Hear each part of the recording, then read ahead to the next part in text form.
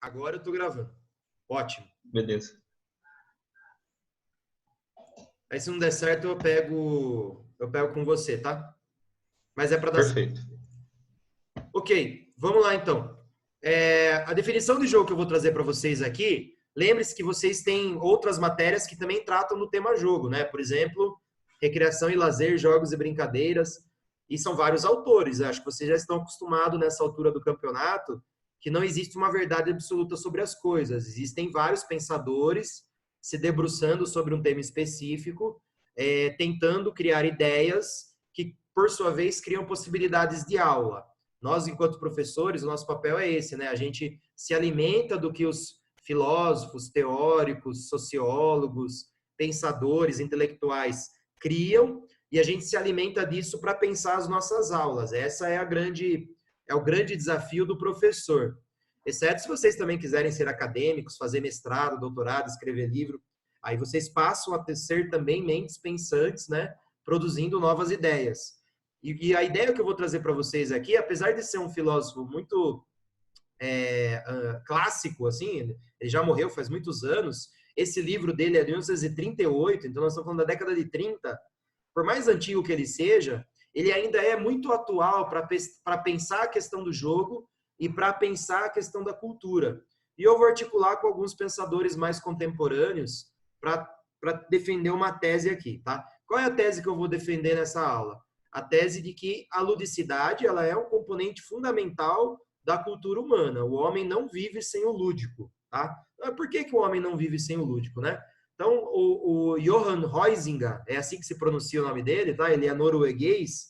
Ele diz que tudo aquilo que é produzido culturalmente, lembra-se que nós vimos 3 visões do que é cultura, né? A cultura enquanto uma elite pensante, que acha que só o que ela produz é cultura, é muito senso comum isso, né? A pessoa, só o que eu gosto é cultura, o resto é lixo. Isso é bem senso comum.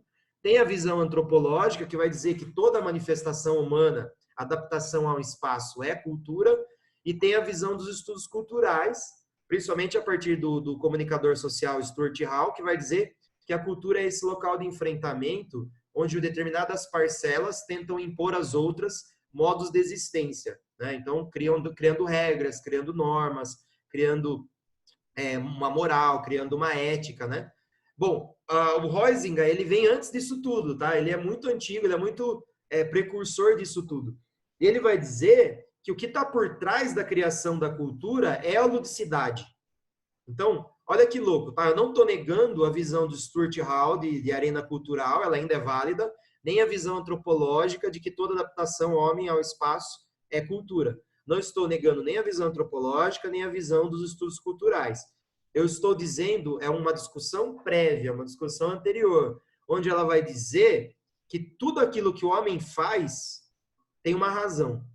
Então, nós criamos coisas por uma razão, tá? E o Huizinga tem uma teoria. Então, para vocês irem esquentando os motores, vão pensando aí, assim, por que eu sinto tanta necessidade do lúdico? Né? Na cabeça de vocês, o que é o lúdico? É muito comum a gente associar o lúdico à diversão. É muito comum a gente associar o lúdico ao prazer, ao jogo, à brincadeira, tá? Então, tanto o jogo quanto a brincadeira, elas são manifestações do lúdico. Mas o lúdico, na visão do Huizinga, ele é mais do que isso. Ele não se limita ao mundo da imaginação infantil. Tem tudo a ver com a imaginação, mas não se limita ao mundo da imaginação infantil, tá? Então, vamos, tem algumas definições do Huizinga aqui, né? Mas a gente volta lá, tá? Eu vou pular tudo isso daqui e depois eu volto no final da aula. Um outro cara que defende que nós temos uma necessidade do lúdico é o psicólogo dos Estados Unidos chamado Daniel Goleman. Ele tem um livro que ficou famoso chamado Verdades Simples, Mentiras Essenciais, né? Então, e tem um outro livro dele que explodiu em vendas no mundo inteiro, chamado Inteligência Emocional. Os 2 livros você encontra na biblioteca da Fefiso. Esse Inteligência Emocional é bem interessante, ficou famoso, porque ele vai mostrando como é importante o ser humano aprender a lidar com as próprias emoções, né? com a raiva, com a ira, com a ansiedade, etc. Mas não é esse que interessa para a gente aqui hoje. O que interessa é esse livro aqui, né, que está na tela, onde ele vai dizer que nós temos alguns mecanismos biológicos de defesa psíquica, que é evolutivo. Eu vou explicar melhor. Ele abre o livro dele contando o exemplo de uma zebra. Então, a zebra, ela está correndo do leão, né? O leão quer se alimentar, ele está lá atrás da zebra desesperadamente. E, finalmente, enquanto o leão está atrás da zebra, ela está correndo, né? Então, imagina se para ela correr daquele jeito, o coração está batendo acelerado, está tendo uma descarga fodida de hormônio, né, de excitação, e ela tá correndo para sobreviver, tá? Ela está no limite dela. Quando o leão crava os dentes no pescoço dela, ela simplesmente para de lutar, ela fica quieta, ela puff, como se sofresse uma pane. Ela já morreu? Não, ela ainda está viva. De fato, aí vem vem todas as outras leoas, né? Vem todo mundo, vem destroçar o bicho. Às vezes ele come metade dele e ainda está vivo ainda, né? Demora para morrer assim, né? Então, por que ela para de lutar pela vida? Aí o Goleman vai dizer que existem alguns mecanismos biológicos. Quando nós temos uma dor muito intensa, o nosso organismo simplesmente desliga. Então, por exemplo, um ser humano que é colocado, na época medieval, fazia-se muito isso, né? Com bruxas, né? Como supostamente bruxas, mulheres que eram consideradas bruxas, elas eram lançadas à fogueira. Então, quando aquele fogo atinge uma intensidade muito forte, a pessoa simplesmente ela desliga. Ela pode até continuar gritando, né? Porque está ali naquele momento desesperador. Mas ela não está mais sentindo dor. Por que será, né? Então, é um mecanismo de defesa biológica que impede o corpo, desliga o corpo mediante uma dor extrema. Segundo o Goleman, nós também temos o mesmo mecanismo do ponto de vista psicológico. Então, quando a gente tem uma dor psíquica muito intensa, o que a gente faz é esconder ela. Então, nós escondemos essa dor mediante mecanismos neurobiológicos que não permitem nem mesmo que chegue na nossa consciência essa dor extrema. É o caso, por exemplo, vocês devem conhecer pessoas que não podem ver sangue, por exemplo. Se vê sangue, ela desmaia. Pessoas, então, ela tem um desligamento interno do cérebro, ela perde a consciência como um mecanismo de proteção, tá? Por que o Goleman ele é importante aqui para a gente, né? Porque esse mesmo mecanismo psicológico de esconder a dor está por trás da tese de Huizinga pelo qual nós produzimos cultura pelo lúdico. Então, qual é o grande elemento humano que todos nós temos essa dor psíquica que nós precisamos esconder todos os dias? Quem me responde?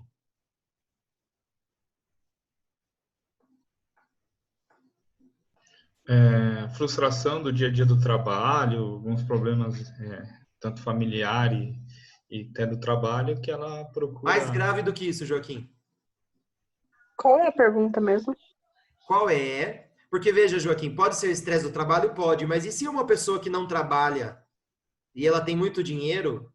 O que eu estou dizendo é que todos nós, independente da nossa condição financeira, social, de saúde, etc., todos nós temos um medo, nós temos uma dor psíquica que nós precisamos esconder todos os dias. Todos nós. Medo de morrer? Perfeito.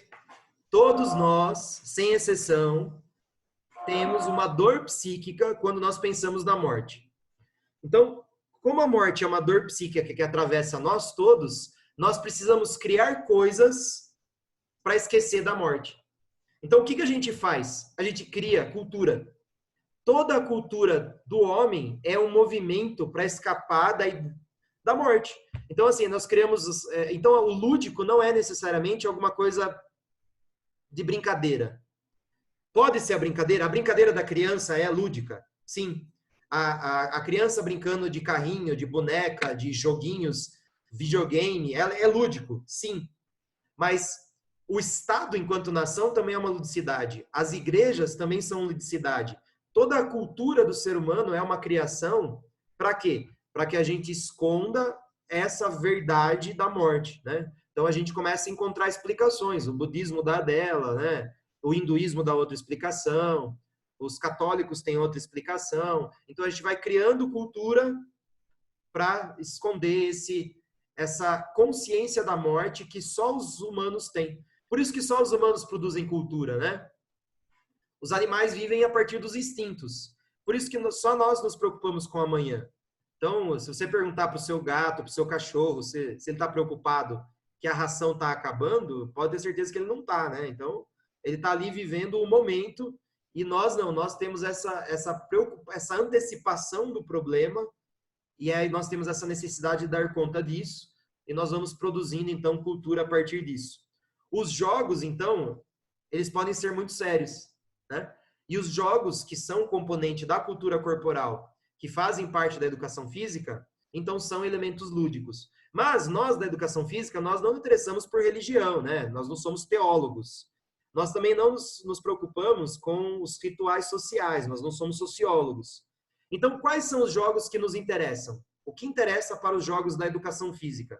E aí eu vou trazer mais um autor para pensar junto aqui, que é o Roger Caillois, que é esse cara feioso aqui da direita, né? Tá dizendo aqui que minha internet está instável. Se cair a ligação, vocês me avisem, por favor. Então, esse francês aqui, chamado Roger Caillois, ele vai classificar os jogos que têm interesse para a educação física, né? Então, são 4 tipos de jogos. Os jogos Agon, os jogos Alea, Mimicry e Lynx, né? Os 4 tipos de jogos. Eu vou deixar o Agon por último, tá? Vamos começar pelo jogo Alea.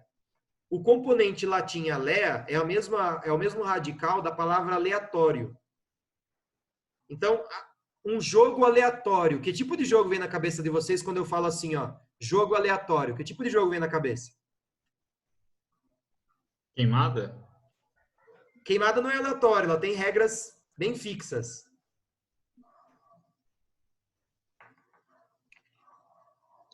Rouba a bandeira? Também tem regras bem fixas. Hã? Futebol de rua. Não ouvi. Não ouvi porra nenhuma. Futebol de rua. Futebol de rua também tem regras bem definidas, né? Quem chutou, corre. Quem perdeu para o ímpar joga sem camisa. Quem perdeu o jogo, compra Coca-Cola. Tem regras, né? Pega. Pessoas, jogos componentes aleatórios. Jogos de... Batata quente, sei lá. Jogos de azar, né? Batata quente talvez se encaixe. De azar. Baralho. Baralho, né? Poker. Truco. Tô pensando no truco, tô pensando na cacheta, tô pensando no dados, né? Então, jogos, toda vez que a gente falar de jogos de azar, a gente está falando em jogo alea, tá? Lembre da palavra aleatório. O que é aleatório no poker, por exemplo? Ah, mas o poker é esporte. Sim, o poker é esporte. Mas o poker demanda muita técnica, demanda muita inteligência. Sim, eu concordo. Mas qual que é o componente aleatório no poker? Você nunca sabe qual é o flop, né? A hora que as cartas baixam, você não sabe que carta que vai vir. Então, é aleatório, tá? Então, toda vez que tem um componente aleatório, é um jogo de azar, é uma categoria de jogo, tá? Próxima, jogos Mimicry, né? Mimicry, a palavra já lembra uma palavra em português muito boa, que é jogos de mímica, certo? Então, toda vez que tiver uma interpretação da realidade, uma cópia, uma simulação do real, nós estamos falando de um tipo de jogo chamado Mimicry, tá? Então, o teatro, por exemplo, é uma interpretação da realidade, então é uma mímica. E na educação física, quem consegue citar alguns jogos aí que envolvem mímica?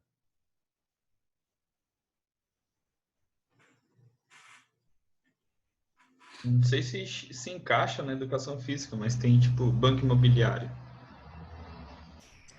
Banco imobiliário, uma brincadeira. Banco imobiliário é aleatório, né? Ele é Lynx, alea, certo? Mas ele simboliza a sociedade, porque ali você pode comprar casa, entendeu? Cidade, essas coisas, movimenta dinheiro. pro jogo da vida também. Ginástica artística. Ó, eu entendi o seu raciocínio, Joaquim. Mas veja, você está fazendo de conta, mas você não está representando com o seu corpo, né? Mas você chegou Entendi. bem perto quando você pensa assim. Quem já jogou imagem e ação aqui? Uhum. Imagem e ação é um jogo Mimicry. O cara lá você pega uma carta lá, tem lá alguma coisa para você interpretar e você tem que fazer com o seu corpo aquilo, né? No banco imobiliário, o tabuleiro representa algo. Na mímica, o seu corpo tem que representar algo, né? Então, seria... O que eu consigo pensar é mais uma imagem e ação, assim. Mas, por exemplo, quem joga RPG de mesa, já jogaram? Você meio que interpreta um personagem também. Você vira ali um caçador de dragão, um matador de vampiro, né? E ali você faz falas do personagem, né? Você interpreta alguma coisa, tá? Claro que não são regras, tá? São categorias. Alguém quer fazer uma pergunta? Como se fosse um Kinect de Xbox. Pode ser. Talvez você tá ali copiando uma realidade com o seu corpo, né? Eu acho que faz sentido, sim. Bom, vamos para o penúltimo. Jogos e links. O que é um jogo e links? É um jogo... A palavra e link, se você traduzir, ela é traduzida em português como vertigem. Então, são jogos que tiram você da sua estabilidade sensório-espacial. Então, quando você vai no Hop Hari, por exemplo, né, qual é a grande graça ali? É você passar por vertigem. Subir, descer, rodar, girar, né? Então, jogos que operam com essa vertigem são jogos e links. Quem conhece um jogo e links aí para falar? Ginástica. Pula, cama elástica. Não tá errado. Acho que tem um componente de vertigem muito forte na ginástica, sim. Mas a ginástica, ela quer domar isso, né? Qual é o jogo que brinca com isso?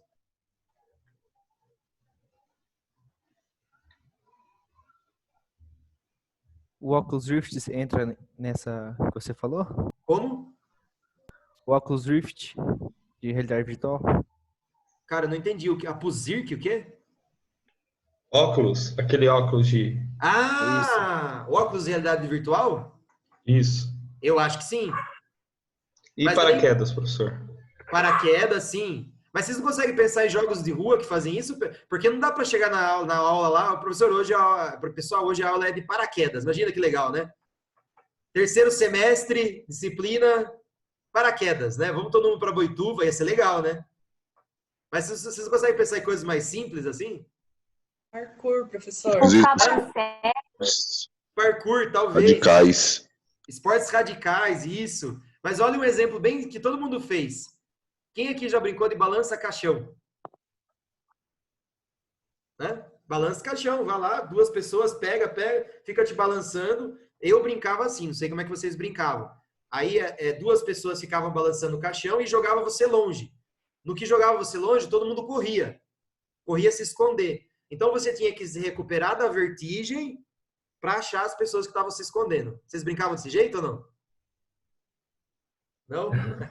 Não, era só jogar a pessoa mesmo. Era uma graça, era só Dá jogar. um chute na bunda dele só e jogar ele, falou. A ideia era machucar os outros. A ideia era só machucar os outros, né? Bom, tem um outro jogo, quando eu trabalhava com recreação, eu chamava de Rodoback. Mas tem vários nomes aí, né? Não é um esporte com nome fixo. Que você pega um bastão e você põe na testa e no chão e fica girando. E aí depois você tem que acertar um alvo, ou fazer o gol, ou acertar a cesta, sendo que a sua cabeça tá girando ainda, né? Ou então Pode falar, desculpa. O cabra cega, por você estar cego. Sim, exatamente. O cabra cega, gira a pessoa e depois que ela tá vendada, daí ela tem que pegar. Viu como pode ser mais simples? Não precisa ser realidade virtual, não precisa pular de paraquedas, né? Existem jogos e links mais simples, tá? Bom, e por último eu deixei o jogo... essa reunião estará acabar em 10 minutos. Vai dar tempo de terminar. Vamos lá. Eu deixei por último o jogo Agon. Agon, vocês estão tendo aula de anatomia. Então, vocês já aprenderam que existe para todo músculo agonista, existe um músculo antagonista, certo? O que é o músculo antagonista? É o que faz a força contrária.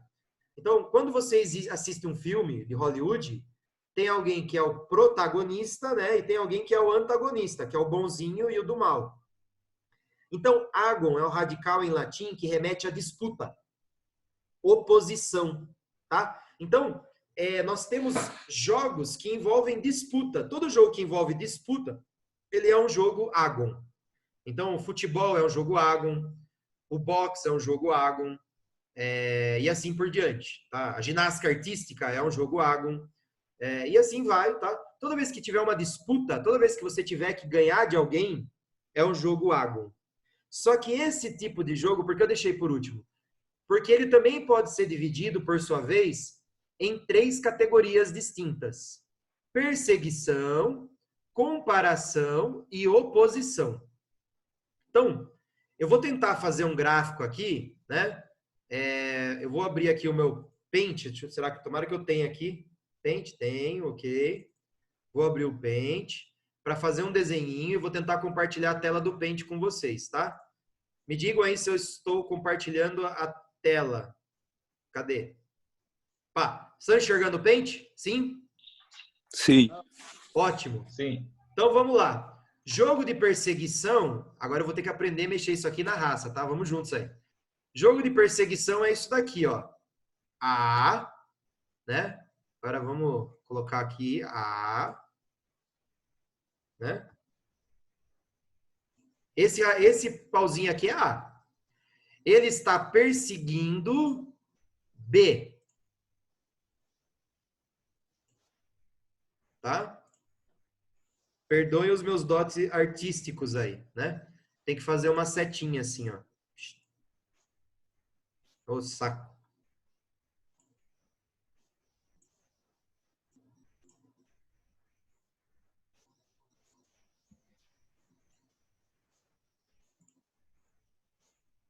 Ficou claro? A persegue B. A versus B. Ficou claro para vocês? Sim. Que tipo de jogo vocês podem me dizer que pensa que parece um A versus B? Pega. E se você for pensar num esporte, Fórmula 1, maratona, corrida dos 100 metros, são todos jogos agon de perseguição. Aí nós temos jogos agon de comparação. Ó, A, tudo que tiver na minha esquerda é A. B. Quem ganhou? B. Ninguém. Por que B ganhou?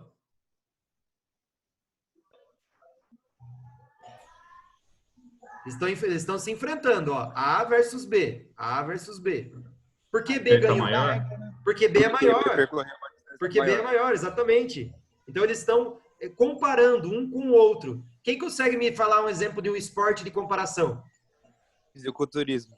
Fisiculturismo, levantamento de peso, salto à distância, tiro ao alvo, né? Quem consegue falar de um jogo infantil de criança que é de comparação? Rouba a bandeira? Rouba a bandeira é o terceiro tipo de jogo, que eu vou mostrar agora. Vão pensando aí, não vale pensar besteira, tá? Mas existem jogos de comparação. O Joaquim já lembrou da infância dele, né, já. Já lembrou já do episódio da infância dele, né? Tudo bem. Olha lá. Isso aqui é o último tipo, é um jogo de oposição. Onde A está entrando em colapso direto com B. Então, o rouba-bandeira, por exemplo, é um jogo de oposição. Porque eles estão se opondo na disputa, né? É um jogo de oposição. A versus B. Entenderam a diferença? Quem consegue me dar um exemplo de esporte que seja oposição? Boxe. Queimada. Boxe, queimada, futebol, vôlei, basquete, rugby, todos eles são esportes, tênis, né? Aí os exemplos são infinitos. Todas as lutas se encaixam aqui. Olha, todas as lutas se encaixam aqui, todos os esportes coletivos se encaixam aqui, todas as ginásticas se encaixam no meio e todas as corridas se encaixam no primeiro, né? Então, Todos esses são jogos Agon. Por quê? Porque tem disputa. Mas aqui é um jogo Agon de perseguição, aqui é um jogo Agon de comparação e aqui é um jogo Agon de oposição.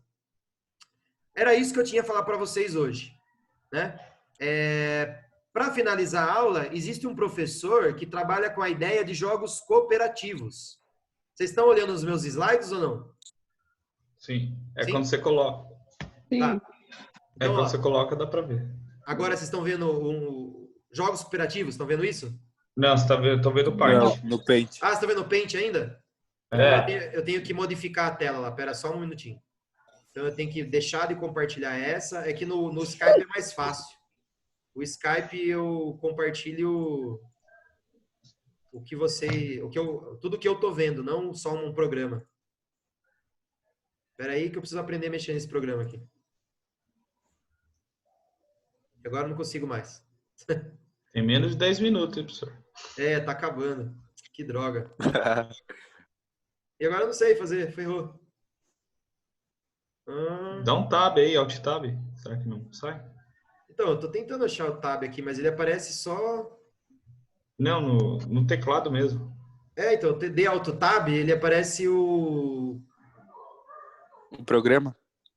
Não aparece o programa como estava antes. Manda o arquivo para depois. Bom, vai ter que ser assim, vou ter que mandar o arquivo para depois para vocês, mas eu vou explicar aqui. Na verdade, não tem nada esse último slide, é só a foto do professor. O professor chama-se Fábio Broto e ele criou uma ideia de jogos cooperativos. Qual que é a ideia de jogos cooperativos? As crianças não disputam entre si, elas disputam para atingir um objetivo, tá? Então ele não é um jogo de perseguição, ele não é um jogo de comparação e ele não é um jogo de oposição, ele é um jogo de cooperação, tá? É uma quarta categoria criada por um professor brasileiro chamado Fábio Broto, tá? Ela não entra naquela categorização do Roger Caillois que eu mostrei para vocês, tá? Então, assim, o que eu quero que vocês guardem dessa aula, né? Para resumir toda a aula. Que toda cultura é uma criação humana que se manifesta pela necessidade do lúdico. O lúdico não é necessariamente uma coisa de brincadeira, o lúdico pode ser muito sério, mas a parte que interessa pode ver como o esporte é uma coisa séria, né? Movimenta milhões, é super sério um esporte, né? É profissão de muita gente, né? As pessoas vivem de esporte, né? Elas morrem por esporte, enfim. Então o lúdico não é necessariamente brincadeira. Tira da cabeça de vocês que lúdico é brincadeira. As brincadeiras são lúdicas, mas o lúdico é mais do que isso. O que interessa para a educação física do lúdico são os jogos, né? E os jogos podem ser classificados de algumas formas. Por Caillois, né? O Roger Caillois classifica em jogos e-links, Alea, Mimicry e Agon, sendo que os jogos Agon podem ser divididos em jogos de oposição, comparação ou perseguição. E o professor brasileiro Fábio Broto tem uma visão também que os jogos também podem ser cooperação. E ainda não se encaixa em nenhuma daquelas categorias. Era isso que eu tinha a falar para vocês hoje. Alguma questão? Vocês têm 1 minuto. Não. Fábio, o que é o nome do professor? Fábio Broto, com 2 T's. Obrigado. Tem o livro dele na biblioteca também, tá? Pessoas, eu vou disponibilizar os slides. Aliás, os slides já estão lá na plataforma, se vocês quiserem pegar as referências dos livros. E eu vou colocar a gravação dessa aula lá também, tá bom? Valeu, professor. Obrigado, viu? Valeu, professor. Obrigado. Professor. Um abraço. Tchau, tchau. Quinta que vem. Abraço. Obrigada, professor. Choca, seu lindo.